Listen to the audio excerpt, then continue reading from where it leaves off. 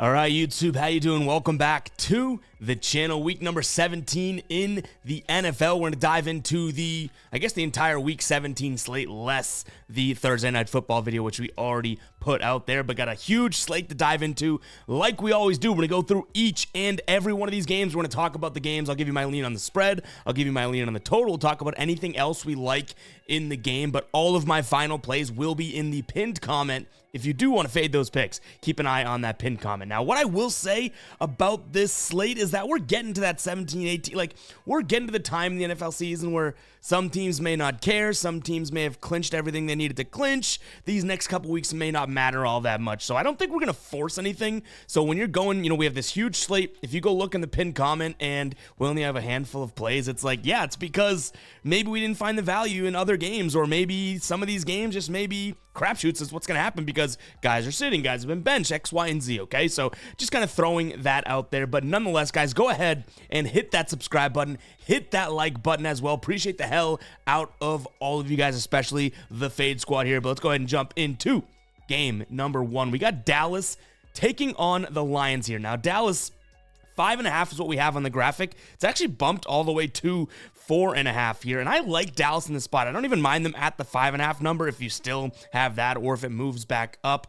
But this is a game that has a total of 52 right now, and I've seen 52.5 on some sports books as well. And what that tells me, no kidding, is that this is going to have some sort of an offensive game approach, right? Like, we wouldn't see an over 50 total if we didn't think points were going to be scored in this game. And I think both of these offenses are capable of obviously putting up points, but there's only one defense in this game that I think is capable of suppressing the opposing offense. And I think that that's Dallas. So in a game in which we may see a bunch of scores, touchdown drive, touchdown drive, touchdown drive, I do think that at some point Dallas is going to have 1, 2, maybe, 3 major stops in this game because they are a legit defense, whereas we've seen this Detroit defense. They actually looked, okay in the last couple weeks, but prior to that, we were seeing 38 points, 26 points, 29 points, 28 points, 28 points. 2 of those games against Chicago, 1 against New Orleans, 1 against the Chargers. Like, this is not a defense that is well built. The offense, I'll give them credit. They're really dynamic on the offensive end. So again, I guess I don't mind the over in this spot as well, but I'll take the Dallas Cowboys here minus the 4.5 points. I think it's going to come down to a couple stops when they need to make them, and I think that they make them, and I don't think Detroit makes them must-needed stops. And I guess we could throw in the fact that technically, I don't think it's really going to happen, but a couple things would need to happen. But Dallas could still, get the division lead. The only way that they know they can't is if they lose this game. So, if they win this, maybe Philly loses. Like, we could see that division shake up. I don't think it's going to happen over the next couple weeks. But one way to determine that they don't get the number 1 seed in that division is by losing this game. Maybe that gives them a little bit of gusto. All right, Baltimore taking on Miami. Another thing in this video you might notice, based on the season this year, we might go through some games a little bit faster than others if we don't love a spot here, because it's a big slate, and again, some things we might just not have a strong take on. So this game is one of them. I like Baltimore. I don't like the number. If we were to roll with this, I'd probably buy it to 2.5. But I liked what I saw against San Francisco. I think that they showed a little bit of grit, a little bit of, yeah, we can beat the good team. So shout out to them there. I like that they're home in this spot. But the reason this most likely doesn't make its way into the final plays in the pinned comment is because Miami's really good. We know that. Like, that's been proven. Everyone kind of put them to the test against Dallas last week. Sure, maybe that's the anomaly, and maybe when they lost to the Eagles, Chiefs, Buffalo, like those are the examples of them not being able to beat the good teams, but they beat a good team last week. It wouldn't surprise me if Miami goes out there and wins this game outright, right? So it's like, okay, we're staying away from this game probably altogether. The total sitting at 47. I really don't mind looking at the over, because I do think that the type of defense that Baltimore has is the type of defense that Miami can be, taking it over the top, capitalizing on, some defensive backs, or even the middle of that field being really aggressive and gathering and garnering some space. Like, maybe we look at the over as a potential spot in this game, but it could turn into a, if Baltimore, their defense gets that momentum, it could be tough. And obviously saw that game with Miami and Dallas last week. But again, guys, probably not going to throw anything on this game from a side perspective. The only thing that may make its way into the final plays is the over. And even that, I'm kind of like, we got to look into it a little bit more, I guess, before we get that confident, Next up, we have the...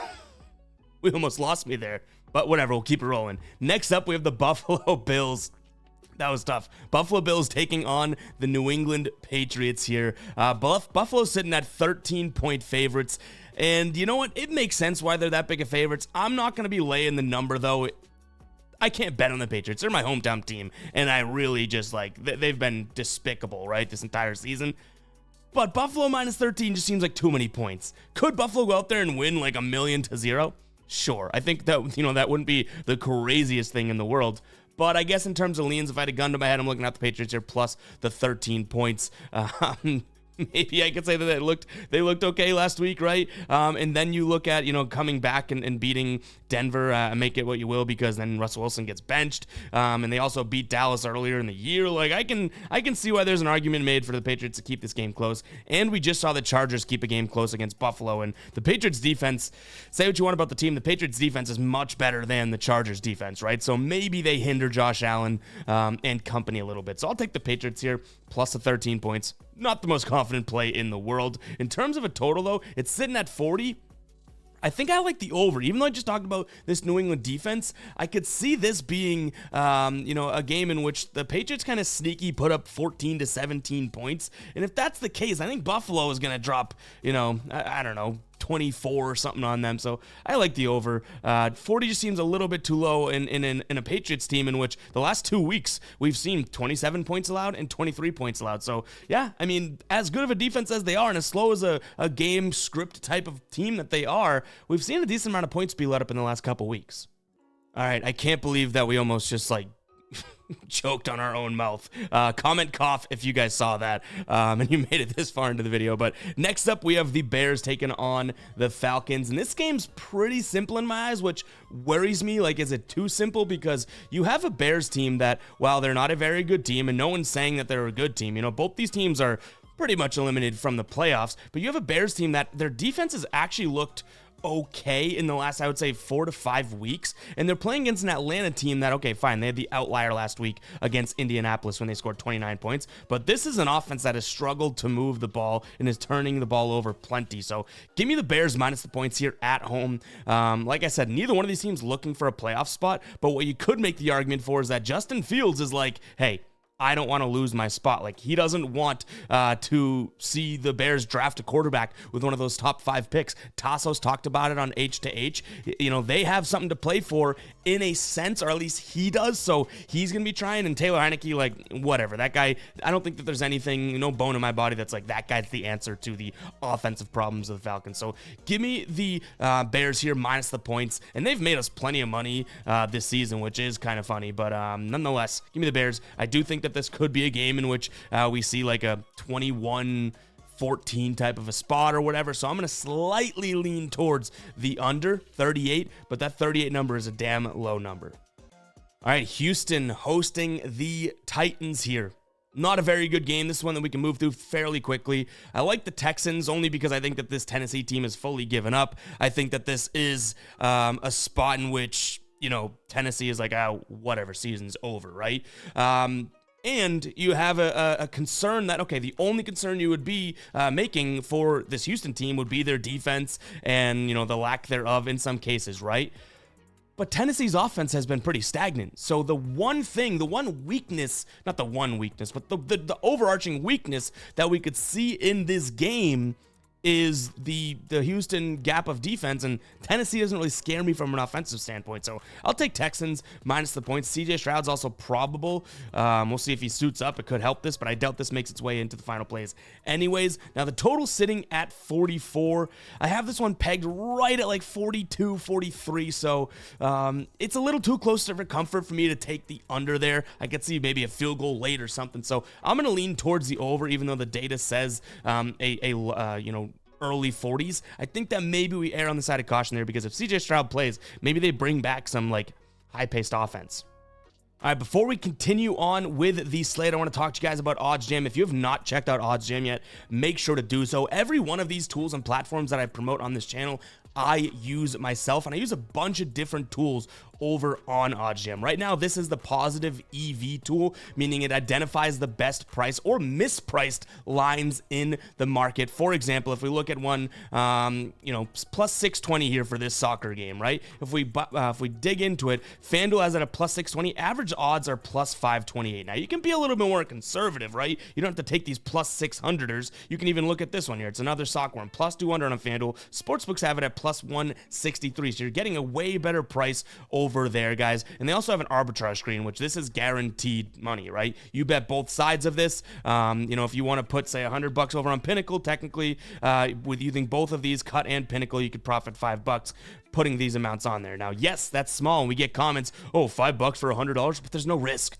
If you can get both of those sides in on the sportsbooks here, there's no risk you're making that money. And then my favorite tool here is just the sportsbook screen. We have it set to NFL Moneyline right now. You can go to point spread, anything like that. Seriously, see all of the sportsbooks so you know the odds that you're getting and know the best place to put it. You can get 7 days free as well as a 25% off discount off your first month if you use the link in the pinned comment. I'm using OddsJam every single day, especially for, again, that sportsbook screen, and I love the positive EV screen as well. Technically, one of the only long-term profit-making strategies in the world of sports betting is using sportsbooks odds against themselves. So go check it out, guys. Link in the pinned comment, 25% off and 7 days free. Now let's go ahead and get back to the slate here. We're looking at Indianapolis taking on Las Vegas. Now, this game could be interesting if the Raiders play like they've been playing, but I don't think they will. I think that both of those last couple heroic type of games from them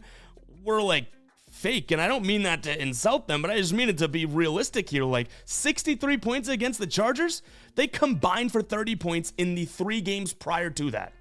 63 against the Chargers, and then they go and beat Kansas City while they only had 2 yards of offense. Like, that is absolutely crazy. They had 48 passing yards in that entire game. Yes, running worked and all that, I get it, but that was a fluke just as much as the first game. And I hate to say that if you're a Raiders fan, but give me the Colts in this spot. This is also a spot in which the Colts, it means a little bit more to them, still trying to get into the playoffs. This could be a good spot for them. I don't see how if Minshew Mania and the Colts have any sort of offensive success, I don't see how the Raiders, 1, stop them, or 2, keep up with them. We've seen the Colts have some big games this year, and they alternate bad game, good game, bad game, good game. They had a bad game last week. Time for a good game. Give me the Colts here, minus the points. We may buy it into field goal range, so keep an eye on the pinned comment, but I don't mind this spot this week whatsoever. Now, in terms of a total, it's 42.5. Like I said, I don't believe in this Raiders offense. I'm going to lean towards the under. I think that this game ends up being like a 21-14 game as well, and the Colts could score more points than that, but the Colts will be the team to blow this under, okay? I don't think the Raiders are going to come out there and drop 63 again, so give me the under here, but I like the Colts a lot more than I do the total. Jacksonville taking on Carolina, and I'm looking at 2 things in this spot. This is, if the Jaguars lose this game, I guess technically speaking, there goes their playoff chances and whatnot. They still, who knows if they're going to potentially get in anyways here. But if they win, they put themselves in a very good position. If they lose, it's going to be damn tough. But there's a reason why this spread is 6 points. I'm confident in that. I talked about it on H to H with Tassos. He was like, why would you take the Jaguars? They've been sucking, and this, Panthers team has actually been covering. But this is set at 6 for a reason. I think that this is a spot where Jacksonville could win by double digits. This Panthers team is not very good. We know that, right? 2-13 on the year, 4-9-2 against the spread. They've yet to win a road game. Give me Jacksonville minus the points. And I also don't mind the under because I don't see how the Panthers can really come in here and score any points whatsoever. Whereas, yes, Trevor Lawrence may be banged up. We may see a backup, but technically speaking, Jacksonville should be able to run all game long all over this team, still win by a touchdown, and cash the under. All right, Giants hosting the Rams. Giants catching 5.5 points on their side here against the Rams at home. Total sitting at 43. You got to look at the Rams in this spot, right? They've been playing good football that you can't really tip your nose at ever since Kyron Williams came back into the fold. You see a team that has a little bit more of a complete offense. The only loss they have in their last 6 games was a game in which they also covered and lost by 6 to Baltimore. The defense didn't do them any good. They lost 37-31, but this is a Giants team that, doesn't even know what to do with their hands right now. Benching Tommy DeVito, they're on their millionth quarterback this year. Like, I can't see them, I guess, competing with a Rams team that if this Rams offense kind of gets into motion, I don't see how the Giants compete with them. You can say, well, look at that. The Giants put up 25 points against the Eagles. It doesn't matter. Like, this Giants defense is so bad. If the Eagles put up 33 against them, I could see the Rams putting up 37 plus on this team right now. So give me the Rams here in this spot. I do think that, it's if they win, looking like they're in the playoffs. If they lose, like, for all intents and purposes, like, they may not be making it to the playoffs, right? So it's also a spot in which the Rams know they have to win, so they're going to be trying and building that momentum heading into the end of the season here. So give me the Rams in this spot again, minus the 5.5 points. Now the total sitting at 43 right now. I went back and forth in this one because, again, I think it could be a one-sided offensive affair. So I think that makes me lean slightly towards the under, but looking at a team total for the Rams over could be a spot in which we consider here, as long as it's not too crazy high. Right now for their points, you're looking at right around, for even-ish money, right? You're looking at a total that you're going to need a decent amount of points, 25 points, which they may get up and start to run the ball, but they've covered that 25 or more points in 5 straight games. So don't necessarily hate it, but I think I like that more than the total itself, because I don't know if the Giants have any offensive success. All right, Philly taking on Arizona. This is a weird one. Philly 12-point favorites. Obviously, they're a huge favorite, and obviously they should be. This may be a spot in which we just look at them first half. That's what we did against the Giants last week. They didn't cover the big number overall, but we had a minus 7.5 on Christmas Day in the first half. They cashed that. Maybe that's a spot here. I could see them have a little bit of fire because if they win, they pretty much lock up that division, right? The only way that Dallas gets it, I guess, to progress it this week would be if Philly loses and Dallas wins, and all of a sudden it's like a jump frog, or a leapfrog. So maybe Philly has that, like, we got to get business done, but that's just a win. That's not winning by 13 points, right? So if they get up, they could run the ball, win by touchdown. We might look at them first half, maybe, minus 5.5 or something like that. So keep an eye on that pinned comment. The total here is very high, kind of surprisingly high for me. 48.5. I like the under because I don't believe the Arizona Cardinals are going to really move the ball, but I'll be completely honest, like, it's high for a reason. Kind of scary here. Maybe we're supposed to be looking at the over, but give me the under in this spot. You got to trust the numbers in this one. All right, Tampa Bay taking on New Orleans. I liked this spot on H2H earlier in the week. I still like it now. Tampa Bay minus the 2.5 points. The only problem here is that, like, this isn't a sharp play or anything like that. Like, everybody, I feel like, is on Tampa Bay, or was a couple days ago. Some late money's coming in on New Orleans, meaning that all of a sudden sharp money's like, hey, everybody likes Tampa Bay. Let's back the other side. Worries me a little bit, but you got to give this offense credit. Baker's stepping up. The wide receivers are stepping up. Rashad White stepping up. Like, this offense, if all things considered, and they kind of step up, like, that's a damn good offense. And the defense still has playmakers there. I think that they've had their woes, obviously, offensively this year, but I got to trust the better team in this one. I do truly think that they are the better team.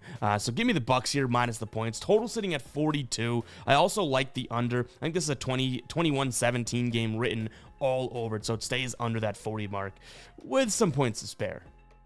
All right, Washington taking on San Francisco. I think the one lean that I jump to right away is the over 50 in this spot. I do like that spot just because we've seen Washington have super high-scoring games this year, and we know San Francisco can go out there and put up a bunch of points, right? And I think you can also get this at 49.5 on FanDuel at the time of recording, so maybe we get even a better number there. But yeah, this San Francisco team and Washington team, both over-type teams this season. Mostly San Francisco because of how many points they put up, but Washington because of sort of the pace of play that they're even playing at. So I can't imagine San Francisco doesn't have offensive success.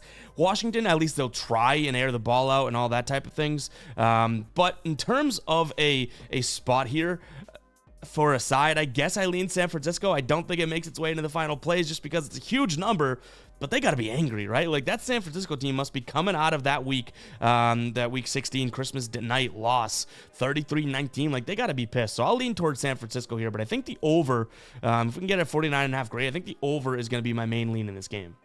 All right, Seattle taking on the Steelers here, excuse me. Seattle's fighting for their playoff spot, kind of back against the wall, so I think you got to appreciate that to some degree. And this Pittsburgh team, okay, they looked good against Cincinnati, right?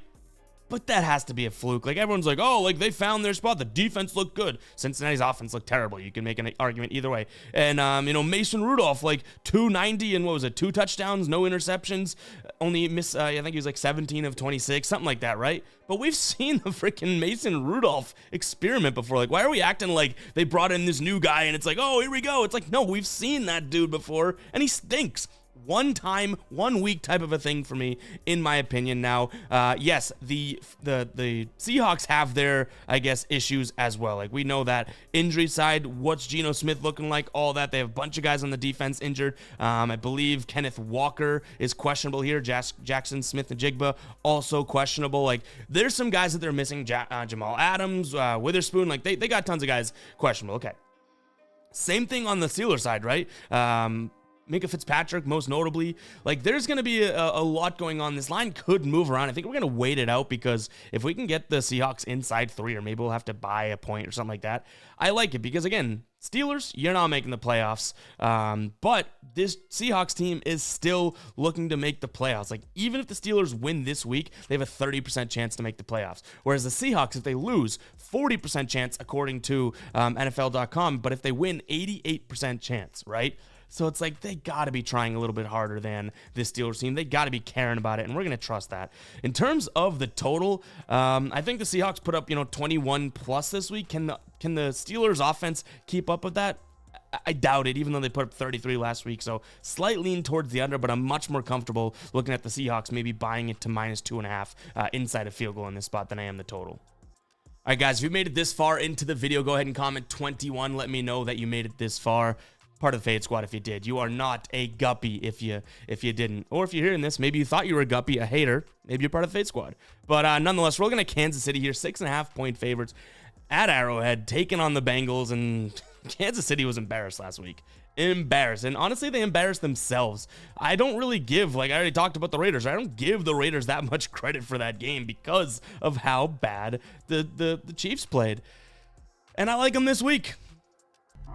Is it crazy? Is it worth the psycho alert alarm we just dropped with the soundboard? I think it might be. We're looking at the Chiefs here, -6.5. I think it's a bounce back spot for them. I can't envision a world in which they're this bad. Like, yes, they're not the Chiefs of old. I get it. But they're not this bad. They just can't be this bad.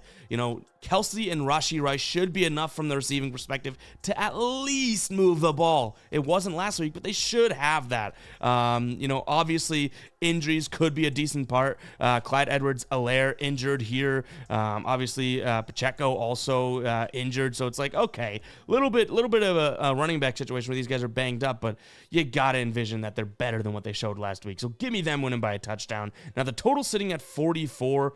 That's literally right where I have this game pegged. So I'm going to go towards the over because I do think if this game starts to, high fire and whatnot, I think that we're looking at a Kansas City advantage there. Jamar Chase also questionable right now, so huge hit if he does not play as well. But yeah, go ahead. Give me Kansas City minus the points as well as a slight lean towards the over. Talk about a quick breakdown here. We got the Chargers playing Denver. Denver -3.5, total sitting at 37. I don't really have much of a total lean for you guys, so apologies there. But I like the Chargers here plus the points. It's outside of a field goal, obviously. You like to see that. And this is the case of two teams that are just absolutely shaken up, okay? And I think the Chargers are just less shaken up, or at least more used to the shake as of what they have. Obviously, if you don't know, Russell Wilson's getting benched. Like, I just think that this is going to be a Denver team that's like, what do we do right now? So give me the Chargers here plus the points. Total, I really don't have that much of a vibe for. Maybe an ever so slight lean towards the over, because in these messy games, sometimes you get good field position and blah, blah, blah. And one thing leads to another. You scored 40 points. So I'll take the over here. But again, I don't think anything makes its way into the final plays for this game, but I just think the Chargers are, technically speaking, in a better position, and they're dogs. All right, Minnesota taking on Green Bay. I'm looking at Minnesota on the money line. The total sitting at 43 right now. I also really like the over. And the reason I like Minnesota is because you just can't. I'm not really backing Minnesota that strong here, but I'm fading Green Bay's defense. That's how I should put it, because we've seen this Green Bay defense just like slowly decline. Like, from a defense we thought was, now I never really thought they're good. I talked about it all year long, but plenty of people on social media are like, this is a good defense. They never were. They aren't. They've just looked terrible since that New York Giants game when Tommy DeVito just led this drive that had nothing, like cutting a knife through butter, hot butter, right, down to win the game. Then Tampa Bay has a great game against them. Like, Baker Mayfield goes absolutely off on them. And then we saw, Carolina put up 30 points. Carolina putting up 30 points against your ass? Oh my God, that's a defense and a team I can never trust. Again, Carolina hadn't scored 30 points all year in a single game, right? They hadn't scored 30 points combined in their last 3 games prior to that. In Minnesota, say what you want, but that offense can click at times, right? If Jefferson's a go, Hawkinson's a go, like they do have a good spot here. I know that Jordan Addison, I believe he's been ruled out, maybe questionable, but either way, as long as they have, Hawkinson, who I think is, or actually now that I think about it, Hawkinson's out, right? So there's a blow to Minnesota, but J. Jeff is a good look there, so excuse me for misspeaking there. And, Osborne last week, or it just, to me, this, you could put me at wide receiver, right? And I think Green Bay struggles to cover me. And I'm shifty as hell, not NFL shifty, but I could beat up on that Green Bay defense. We saw how big the gaps were. So again, this is less of a backing Minnesota pick, more of a fading that Green Bay side. So give me the Vikings here. And again, that total, I think neither one of these defenses are world beaters. And that Vikings defense is so damn aggressive that teams can put up points against them. Like, if the blitz just isn't working, they blitz more than any team in the league. If the blitz just isn't working, teams can put up a bunch of points against them. So I like the over 43.5. Again, both these picks do actually have a chance of being final plays as well. But guys, it's going to wrap it up for today's video. Hopefully you did enjoy. If you did, go ahead and smash that subscribe button and that like button as well. Helps us out a ton. All the questions we're getting, or not the questions, the hater comments being like, why do you ask people to hit the subscribe button? Just do your content. Get to the picks. It's like, we're running a show here. It's not just about the picks. If I was just giving picks, I'd tweet them out, no context, give you guys the things. I like making shows and making the videos as well. So yeah, little context for you guppies out there. But nonetheless, guys, we'll catch you in the next one, all right? Peace out.